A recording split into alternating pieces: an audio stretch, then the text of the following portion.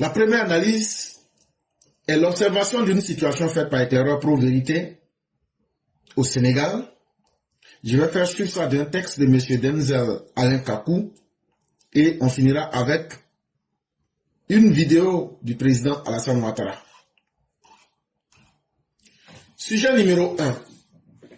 Quand le temps met à nu les populistes et le charlatan de Dagana qui affirmait que le Sénégal était mieux que la Côte d'Ivoire. À travers le titre, vous comprendrez ici que nous parlons d'abord du Sénégal. Et qu'est-ce qu'on n'a pas entendu? Que le Sénégal avait eu des gens jeunes à la tête de leur pays. Et que le Sénégal, contrairement à la Côte d'Ivoire, était sauvé. Beaucoup pensent que les élections allaient voter chaque 5 ans là. Que c'est ça qui est la démocratie. Non, ne vous trompez pas. J'invite ceux qui veulent un peu de culture politique à aller lire le contrat social de Rousseau. Rousseau parle de la notion de la liberté. Il nous explique c'est quoi la liberté. La liberté, est-ce que c'est quand on n'a pas de contraintes et qu'on nous laisse faire tout ce qu'on veut? Est-ce que c'est ça la liberté? Rousseau, dans son petit livre, le contrat social, nous démontre que lorsque l'homme est dans l'état de nature, il est très faible. Parce que ce que toi tu veux faire, sans contrainte là, tu vas trouver quelqu'un qui peut faire 2 fois, 3 fois, 4 fois, 5 fois pire que toi. Et donc cette personne-là va contrôler ta liberté. Et donc ce qui fait la liberté des personnes, c'est quand nous tous on se met ensemble et qu'on décide et on trace des règles ensemble. Et donc chacun est garanti à travers les lois que nous nous donnons. Donc en réalité, ce sont les lois qui donnent la liberté à l'homme. Mais lorsque certains veulent violer les lois, pour essayer de jouer avec la conscience du peuple, ça existe dans presque tous les pays du monde, on appelle ça le populisme, on appelle ça la flagornerie, on appelle ça le flatus vocis, on appelle ça le mensonge, on appelle ça gao coupé, on appelle ça vente d'eau en poudre. Quand on dit ça comme ça, tout le monde comprend. Mais tout le monde est d'accord que ce n'est pas tous les jours qu'on rencontre de bons politiciens. Tout le monde est d'accord que ce n'est pas tous les jours qu'on rencontre des politiciens capables. Tout le monde est d'accord que ce n'est pas toujours qu'on rencontre des politiciens. Ce qu'ils disent, ils mettent ça en action. Ce n'est pas tous les jours qu'on rencontre des politiciens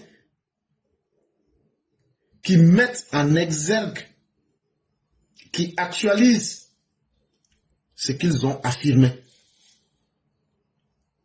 Et malheureusement, il y a tellement de faibles qui rentrent en politique. Mais pour cacher leur faiblesse, c'est eux qui parlent beaucoup. C'est eux qui vous font des grandes promesses. Lorsqu'on est en philosophie, on appellera ça le paradoxe de la promesse indéterminée. Vous voyez, ceux qui ont la chance d'étudier certains aspects de l'homme, c'est difficile de les tromper. Parce que à travers même le simple fait que quelqu'un parle, on apprend tellement de choses qu'il veut cacher qu'on connaît l'homme. Et quelqu'un qui peut faire quelque chose, sachant bien qu'il peut le faire là, il prend beaucoup de prudence avant de dire qu'il va faire ce qu'il sait faire. Mais quand tu vois quelqu'un avec facilité, lui dit qu'il peut faire les grandes choses, les parents passés, c'est un hableur, c'est un tchatcheur comme on dit chez nous. Mais les grands tchatcheurs ne sont pas des grands faiseurs. Et malheureusement, c'est ça qui est plein dans notre politique en Afrique. Et le Sénégal, qui avait pensé que changer et mettre des jeunes à la place de à la tête de leur pays allait résoudre tous leurs problèmes, lorsque la dure réalité de la gestion du pouvoir est en face d'eux, depuis qu'ils ont été élus là, ils n'ont pas pu faire quelque chose. Et rien ne va au pays. Ils ne maîtrisent rien. Ils n'ont pas été formés. Ils n'ont pas su. Ils n'ont pas appris.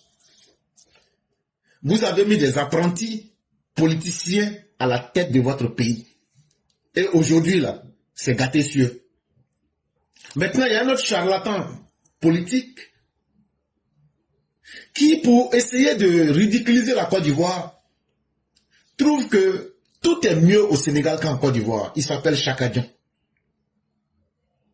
Si on rentre dans les aspects psychanalytiques, Chaka Dian nous démontre qu'il reste fidèle à sa patrie, avec son passeport sénégalais, avec ses origines sénégalaises. À travers ce qu'il dit, il nous montre que dans son subconscient, il reste fidèle à l'origine de son père mieux que la Côte d'Ivoire. Et que la Côte d'Ivoire n'est qu'un point de passage pour lui, où il pensait qu'il allait venir s'enrichir sur le dos des Ivoiriens. Mais nous l'avons dit, que le temps là, c'est le meilleur remède à tout. Le Sénégal que Chaka Dian a proclamé être meilleur que la Côte d'Ivoire. Je vous dis, chers parents, hier, vendredi 19 septembre 2025, il y a un mouvement de la société civile au Sénégal qu'on appelle rappel à l'ordre. Ils sont sortis contre les deux populistes qui sont au pouvoir, Diomaye Faye et Sonko, pour leur dire ce que tout le monde disait dans les foyers sénégalais. Ce que tout le monde subissait. Et puis les gens n'avaient pas le courage là. Ils sont sortis en taillère. Une démonstration de force politique. Ils disent que le Sénégal va très mal. Et ça, ce n'est plus ce que Chaka Dian dit, ou même ce n'est plus ce que nous disons. C'est ce que les Sénégalais eux-mêmes ils disent de leur vie, qu'aujourd'hui que le Sénégal vit dans un marasme économique, que le Sénégal vit une situation économique difficile, que le Sénégal, Diomaye Faye et Sonko ont des détenus politiques. Et ils ont critiqué la gouvernance de Bassirou Diomaye Faye et de Sonko en disant que ces deux jeunes vauriens qu'ils ont fait l'erreur de mettre à la tête de leur pays. Et donc, la conclusion veut que la Côte d'Ivoire, on ne peut pas accuser les dirigeants aujourd'hui de dire que la situation économique est mauvaise en Côte d'Ivoire. On ne peut pas accuser les dirigeants aujourd'hui de la Côte d'Ivoire de dire qu'ils ont des prisonniers politiques. Et personne, je mets quiconque au défi, personne ne peut accuser le président Ouattara de pratiquer la mauvaise gouvernance. Mais je dirais même au contraire, la gouvernance du président Ouattara est célébrée à travers le monde. Et donc vous voyez, tout ce que Chaka Dian a dit, aujourd'hui les Sénégalais même viennent lui dire qu'il ment. Que eux ils souffrent au Sénégal. Que leur situation économique est des plus catastrophiques. Qu'il y a des prisonniers politiques chez eux là-bas. Et qu'au Sénégal, là, ceux qui sont à la tête de leur pays, là, ce sont des présidents apprentis. C'est maintenant, ils vont faire apprentissage maintenant comment gérer le pays. Et là, ils ont mis la vie des Sénégalais dans le pain, comme on dit chez nous au pays. Mais c'est comme ça, hein. Quand tu te laisses blaguer parce que tout le monde dit là, c'est ça là qui t'arrive. C'est très bien fait pour les Sénégalais. Vous n'avez pas dit, vous avez laissé le bonheur pour prendre le malheur parce que vous voulez découvrir quelque chose de nouveau. Voilà ça dans vos mains maintenant. Mes chers Ivoiriens, si j'aborde ce sujet-là, ce n'est pas en réalité le Sénégal qui m'intéresse. C'est un avertissement pour vous les Ivoiriens. Tu as un petit poisson dans la main. C'est mieux que 1000 promesses. On dit que un tien vaut mieux que 1000 tu l'auras. Alassane Ouattara que vous avez là, c'est une grande garantie que vous avez. Aujourd'hui, là, tellement il gère bien le pays, vous avez l'impression que tout est facile. Vous avez l'impression que Dieu, vous êtes le peuple choisi par Dieu et que vous devez voir le problème des autres. Mais si Alassane Ouattara quitte, non seulement tous ceux qui sont autour de vous vous jalousent et sont prêts à en découdre avec vous les Ivoiriens, mais c'est là que vous allez découvrir, si vous vous amusez à entrer dans les pièges politiques, des charlatans politiques, non, toi que je m'y mette, tu as trop duré au pouvoir, c'est notre tour, etc., etc. C'est là que le manteau que Alassane Ouattara prend pour vous couvrir là, quand ce manteau-là va quitter sur vous, c'est là que vous allez savoir que Dieu là, de la manière il est miséricordieux là, c'est comme ça aussi comme le disent les musulmans, il a créé le jour qu'on appelle Yaum al-Qiyamah. Ça veut dire le jour du jugement ultime, le jour du jugement dernier, Le jour où tu ne pourras pas cacher, parce que toi-même, les conséquences de tes actes là, ça sera en tas devant toi comme ça. Tu peux pas, tu vas assumer. Et c'est dans ça, c'est dans Yaouma Kiyama que les Sénégalais sont aujourd'hui. Ils sont dans leur jour du jugement dernier. Avant qu'ils vont quitter dans ça là, 5 ans là, ça va devenir, ou même je ne sais pas si c'est 5 ans dans leur pays, ça va devenir comme 2000 ans dans leur main. Comme de la manière dont on est ici aux États-Unis là. Ah, nous, on se demande, on dit, ça fait combien d'années ils ont élu le monsieur? On te dit, frère, ça fait 6 mois qu'il gère le pays. Il dit, 4 ans là va finir quand? On dit, c'est ça, vous allez supporter. On dit que qui cherche, trouve. Et quand tu trouves là, tu supporteras. De la même manière que nous, on est en train de supporter là, c'est comme ça aussi, vous l'avez supporté, la nullité de ces apprentis politiciens. De ces jeunes voyous des quartiers du Sénégal qui se sont amusés avec vos vies. Aujourd'hui, là, c'est ces mêmes voyous qui se réunissent en Côte d'Ivoire à travers des soi-disant politiciens. Et ils vendent du placebo déclamatoire. Ne vous inquiétez pas, les mots, ça peut faire peur, mais ça ne veut rien dire. Ça veut dire ils vendent mensonge. Le placebo déclamatoire, en bon français, ça veut dire mensonge. Comme on dit, on ne comprend pas français là, donc nous-mêmes souvent aussi là, quand on rêve comme ça là, il y a des mots qu'on a appris, ça traverse notre esprit, on prononce. Le placebo, c'est une technique en médecine. On donne des faux médicaments. En fait, c'est même pas des médicaments. Mais on peut prendre des médicaments comme des comprimés, mais ça n'a aucun effet. Et puis maintenant, on donne ça à un groupe de patients. Ils sont malades. On dit, bon, vous, là, on va vous diviser en 2 groupes. Un groupe, vous prenez le médicament, le nouveau médicament qu'on a créé. Et qu'est-ce qu'on a constaté? Malgré que le médicament là, c'est pas un vrai médicament, il y a des gens qui guérissent. Et on se demande, mais comment ces gens ont pu guérir? En fait, l'esprit humain a cette faculté de guérir le corps. Et dans le Tao Te Ching et puis aussi dans le yoga, on utilise ces choses-là, même les techniques de respiration et autres, tout ça, c'est des choses qui peuvent s'apprendre. Mais on ne sait pas ce qui nous intéresse ici aujourd'hui. Mais en même temps, le placebo demeure un médicament sans effet. Donc si tu as guéri là, c'est pas le médicament qui t'a guéri, c'est un autre phénomène qui t'a guéri, c'est ton esprit qui t'a guéri. Mais dans la majeure partie du cas, ceux qui mènent l'expérience savent que le placebo c'est un médicament qui est nul d'effet. Et donc là, c'est cette nullité de l'effet là que j'appelle ici le placebo oratoire. Ça veut dire, on prend la parole et on vous met un placebo. C'est ça qui rend les gens bêtes. Ouh, quand il parle, c'est intéressant. Nous, il nous a fait des grandes promesses.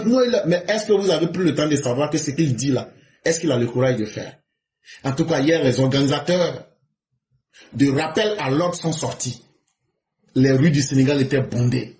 On a vu l'échec des populistes, l'échec des menteurs. Les organisateurs encouragent à poursuivre ces mobilisations et demandent que le gouvernement réponde clairement aux questions de justice, d'emploi, de coût de la vie dans un avenir très proche. Donc ça veut dire que aujourd'hui, là, ce que les opposants ivoiriens comprennent comme des modèles sont aujourd'hui des échecs dans leur propre pays.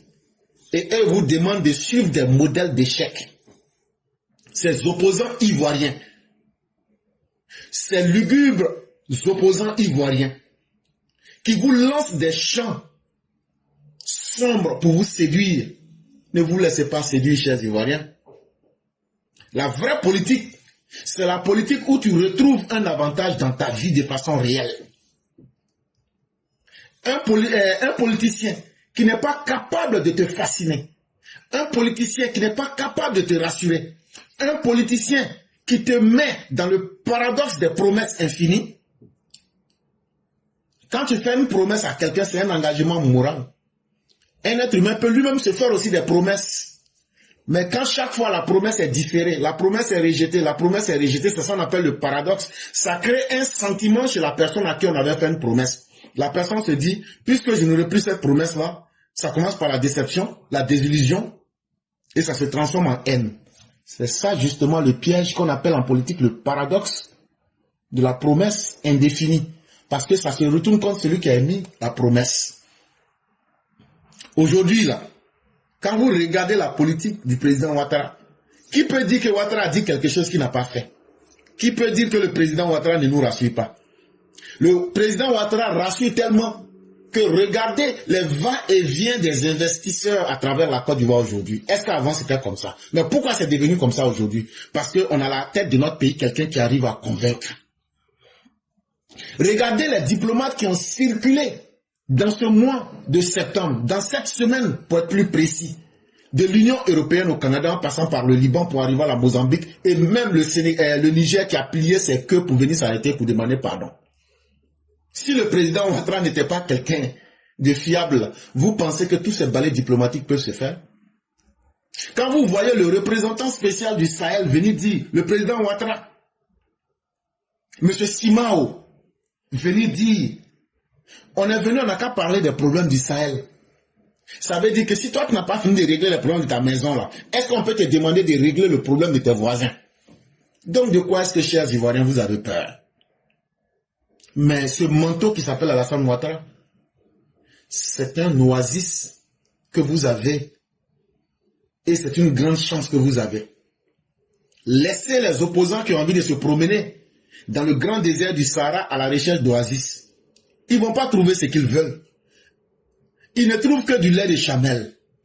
Mais je vous le dis, hein, l'eau est encore meilleure que le lait de chamel. Je peux vous assurer d'une chose, il n'y a pas une meilleure boisson qui soit mieux que l'eau.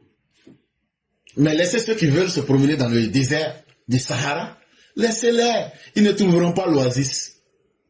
Parce que c'est chaud sur les ânes enragés du Sahel.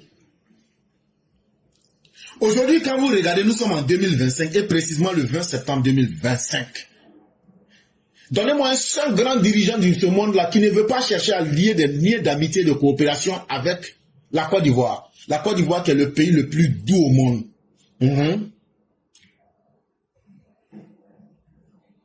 Et ça, c'est sous la gouvernance d'un président avec un charisme légendaire qui s'appelle Alassane Dramane Ouattara. Pendant que le monde entier court pour venir prendre des photos et faire honorer le président Ouattara en Côte d'Ivoire, oubliez ceux qui vont chercher des petits commis de l'administration américaine qu'ils payent pour avoir une poignée de main à 200 000 $ américains. Oubliez ces vadrouillards qui se promènent pour dire qu'eux sont amis à Emmanuel Macron, mais qui n'ont jamais pu prendre même un selfie avec Emmanuel Macron. J'ai dit, oh, nous, on fait quoi avec ça? Hein? Toi-même, quand tu vois là, il faut voir. Ça, c'est français ivoirien. Toi-même, quand tu vois là, il faut voir. Nous, on fait quoi avec ça? Donc, toi-même, tu comprends? Donc là, la vraie Côte d'Ivoire, c'est cette Côte d'Ivoire qui sait se faire reposer et respecter. La vraie Côte d'Ivoire, c'est celle qui est à l'opposé des opposants ivoiriens. La vraie Côte d'Ivoire, chers parents, c'est toi qui es en train d'aller chercher ton petit pain. Chaque jour, dans la dignité, il n'y a pas quelqu'un qui peut t'empêcher. Et il n'y a pas quelqu'un qui peut te dire que ton argent là, tu as mal obtenu. C'est ça, c'est toi qui es la vraie Côte d'Ivoire. Toi qui m'écoutes, qui es en train de grigrer dans le bac pour gagner ton mangement là, c'est toi qui es la vraie Côte d'Ivoire d'aujourd'hui. Toi qui es au champ, le vieux, en train de cultiver gombo là, c'est toi, et puis manioc là, c'est toi la vraie Côte d'Ivoire parce que tu sers à quelque chose dans notre société. Tu n'es pas un parasite. Tu es utile à notre société. Parce que ton travail là, ça aide des gens. Et ton travail là, ça te permet de vivre dignement. Tu n'es pas obligé de tomber bas comme un ver de terre. Et tout ça, qui nous permet aujourd'hui d'être dans cet environnement là, c'est le président Alassane Dramane Ouattara. Le seul président africain qu'on invite à tous les grands sommets. Et tellement lui-même il fait sommet. Jusqu'à après là, il prend ses bons petits. Et puis il dit, non, je ne vais pas aller ici, je vais aller là-bas, toi il faut partir ceci. Il est devenu un chef d'orchestre. Et tout ce qui ressort de sa gestion, c'est la symphonie. La symbiose des sons est la symphonie. Mais ne pensez pas que c'est une chose qui est facile. Hein? Parce que si vous vous amusez à mettre éclaireur là-bas, là, je vais tout gâter en 2 jours pour vous remettre. Parce que moi là, si moi là, le président Ouattara fait l'erreur de mener le pays là, en 24 heures là, je vais assassiner tous les opposants là. Je ne vais même pas vous louper même une seconde. En 24 heures seulement, je ne vais pas vous louper. Il dit, Côte d'Ivoire, là, vous allez oublier. Même vos familles, je ne vais pas laisser. Mais c'est là que Ouattara devient une source de bénédiction, même pour les opposants. Mais moi, je vous dis, ne vous amusez pas. C'est Ouattara qui cherche les prix de paix. Et les gens ont compris. Les conneries que vous faites au pays, là, c'est Ouattara qui vous pardonne. Mais Dieu est Dieu. Un jour, Ouattara ne sera plus là. De la manière, vous comptez sur votre violence. C'est comme ça, nous, on compte sur notre vengeance. Dieu va faire, un jour, on va se rencontrer. Et puis, on va se régler. Et puis, chacun va connaître son vrai poids. Et on souhaite que ça n'a qu'à être cette année 2025. On souhaite que ça n'a qu'à être 2025. Là, après ça, là, on va se respecter dans le pays. Là. Parce qu'on va bien peser chacun. Et donc, là, nous, on dit à nos militants, n'attaquez personne, ne soyez pas violents. Mais si quelqu'un vous attaque, là, apaisez-le, hein, pesez-le même. Pesez-le pour une bonne fois. Parce que c'est la légitime défense. Donc, nous, on ne force pas. Oh. Nous, là, nous, on ne force pas. Quand tu vois vers l'été marcher, là, est-ce qu'il force? Toi qui as os dans ton corps, là, c'est toi qui cours. Lui, il ne court pas, lui, il est là. Non, d'accord, nous, on marche comme vers l'été. On ne force pas, mais on avance. Parce qu'on sait sur quoi on compte.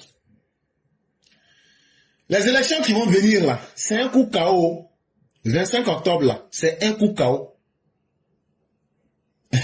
Bon, je vais vous trahir un secret. Hein. Les partenaires au développement savent déjà. Hein. Ils savent déjà. Ça serait un coup KO. Écoutez ce que M. Simao a dit. Il dit la paix, là. Et puis le développement, là, ça ne peut pas se faire s'il n'y a pas de stabilité. Mais en Côte d'Ivoire, là, qui peut imposer la stabilité? Et vous aussi, chers parents. Quand on parle, là, si nous qui sommes vos enfants, nous ne sommes pas capables de vous expliquer, c'est que votre argent que vous avez pris pour mettre dans l'école, là, c'est qu'on a perdu. Le discours politique, il faut être capable de réinterpréter à un autre niveau. M. Simao dit que la Côte d'Ivoire aujourd'hui est le symbole de la stabilité. Et c'est cette promotion de la stabilité qui fait que l'ONU utilise aujourd'hui la Côte d'Ivoire pour chercher à imposer la paix dans la sous-région ouest africaine. Bon, à part Alassane Ouattara aujourd'hui là, et son régime là, montrez-moi quelqu'un qui peut faire la paix en Côte d'Ivoire. Ça là, nous on ne fait pas les grandes philosophies et autres. Montrez-moi quelqu'un, les opposants ivoiriens disent qu'ils vont brûler le pays. Les partenaires au développement disent la Côte d'Ivoire ne peut pas se permettre qu'on brûle ce pays-là. Parce que le développement que vous avez là, on a trop mis d'argent dedans. Nous, on ne va pas accepter que vous venez brûler notre argent. Avec le langage que vous tenez, chers opposants, nous avons peur de vous. Donc nous préférons faire avec celui qui prône la paix, le développement et la stabilité. Est-ce que cela c'est difficile à comprendre? Et j'ai dit aux opposants ivoiriens, merci. Vos discours ont permis de rassurer le reste du monde. Parce que nous, on vous connaît. Et vous savez que nous, on vous connaît. Et les Ivoiriens vous connaissent. Mais la politique du président Ouattara a rassuré. En dehors même de la Côte d'Ivoire, on comprend aujourd'hui que c'est l'homme le seul qui puisse garantir la confiance, la stabilité, le développement en Côte d'Ivoire. Il s'appelle Alassane Dramane Ouattara. Ça prouve aussi que nous, les militants du RDR, RHDP, qui avons réellement cru au président Ouattara, on n'a pas suivi un vaurien, on n'a pas suivi un indigne, on n'a pas suivi quelqu'un qui nous fait honte. N'en déplaise aux esprits chagrins. La Côte d'Ivoire aujourd'hui sous le régime d'Alassane Ouattara coûte très cher. Tu ne travailles pas, tu ne vas pas manger. Parce que là où on fait la promotion de la confiance, il faut savoir que c'est le mérite qui parle. Toi, tu veux que moi je n'ai qu'à te faire confiance, alors que ta parole n'a aucun mérite, tes actes n'ont aucun mérite. À quoi donc la confiance va servir? Et donc, aujourd'hui, la confiance que le président Ouattara a ramenée en Côte d'Ivoire, cette confiance-là a rassuré au-delà de la Côte d'Ivoire. Parce que la Côte d'Ivoire mérite cela. Et chers Ivoiriens, ne vous amusez pas avec le choix que vous avez fait. Parce qu'en philosophie encore, il y a encore ce qu'on appelle le paradoxe des choix. Je vais vous expliquer un peu le paradoxe des choix. C'est comme quelqu'un, souvent on est confronté à certaines décisions de la vie, Et quand tu regardes le choix que tu as opéré, le choix que tu as fait, et puis ton esprit humain s'amuse souvent avec toi pour dire, mais moi je pense que si tu avais peut-être fait le choix autrement, peut-être que ça allait être mieux qu'aujourd'hui. Mais le problème c'est que quand tu as fini de faire le choix là, tu es dans les conséquences du choix, tu ne peux plus retourner. C'est comme par exemple si tu décides, à un certain moment, quand tu es enfant, après tu deviens adolescent, et tu deviens adulte, et dans ta vie, il y a des questions qui se posent à toi. Est-ce que tu vas te marier ou bien tu ne vas pas te marier? Maintenant, quand tu vas te marier là, est-ce que tu es prêt à accepter les caprices d'une femme? Est-ce que tu es prêt à accepter l'orgueil d'un homme en tant qu'une femme? Est-ce que tu vas avoir des enfants? Ce sont des questions qui se posent à toi et tu es obligé de faire des choix. Maintenant, si tu fais enfant là, c'est ce qu'on appelle le paradoxe des choix. De toutes les façons, tu seras obligé de faire un choix. Maintenant, tu t'es marié, non? Tu vas faire enfant, mais tu ne fais pas enfant. Bon, je vais faire enfant. Ok, tu as fait enfant, non? Oui, oui. Bon, enfant que tu as fini de faire là, est-ce que tu sais que ta vie là, tu as mis ta vie en veilleuse? Tu sais que quand tu fais un enfant là, c'est pas seulement l'argent, c'est pas mais tu sais que c'est ta propre vie que tu mets en veilleuse, non? Tant que l'enfant là ne devient pas quelqu'un là, toi, ta vie là, ça ne compte plus, tu sais ça. Et donc tu vas regretter, tu vas te dire, si je savais même, je n'avais pas fait enfant, parce qu'en faisant enfant là, voilà toutes les conséquences que j'ai eues, alors que j'aurais pu bien vivre ma vie, mais, il n'y a pas de problème.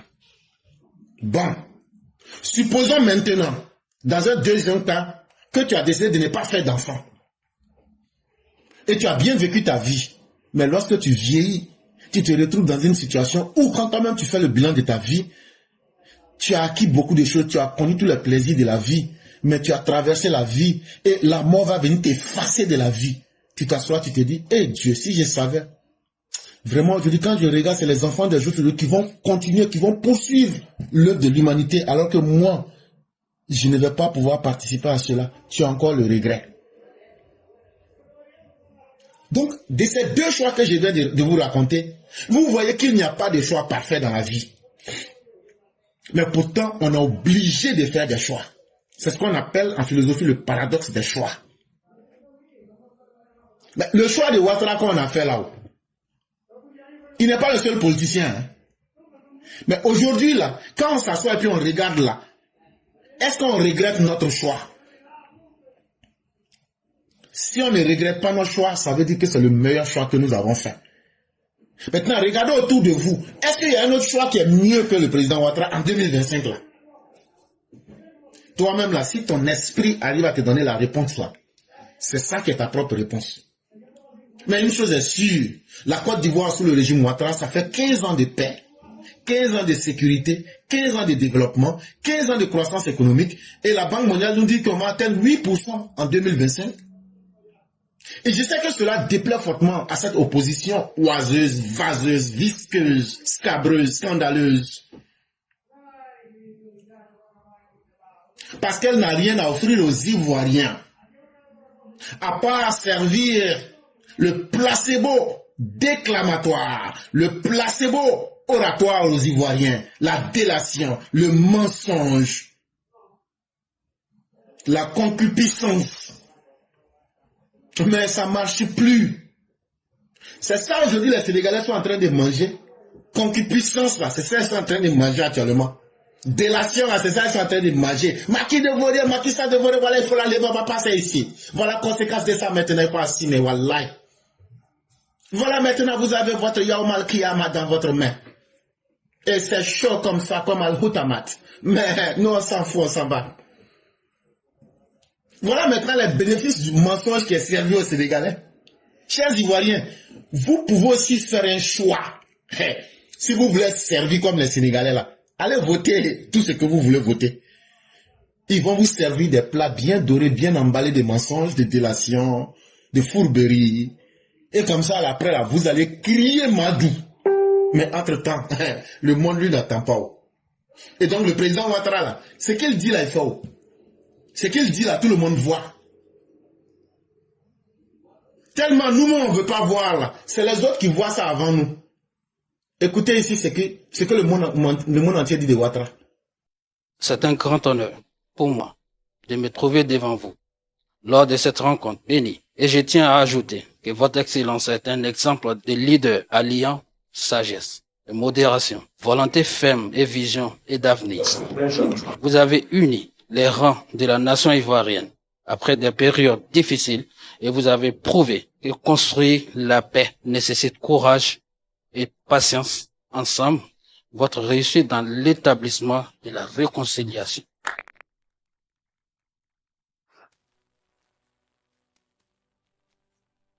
Au moment où je reçois officiellement les insignes de ce prestigieux prix dans notre pays, je voudrais remercier son éminence le cheikh Abdallah bin Baya pour m'avoir désigné comme lauréat de la 4e édition du prix africain pour la paix.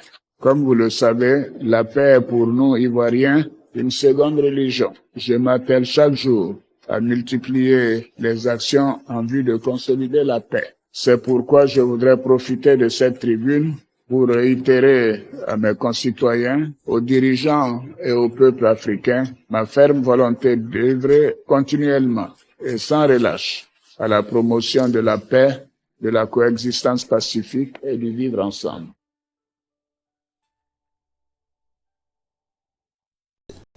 Et pour moi, un Ivoirien nouveau, d'abord, c'est un Ivoirien qui est conscient de son rôle et de sa contribution à la vie de la nation et de ses responsabilités. Cela veut dire que chacun de nous doit tenter d'être un modèle pas seulement pour sa famille, mais également pour ses voisins, un modèle pour les autres. Et qu'on dise, ah oui, ce monsieur est un monsieur bien.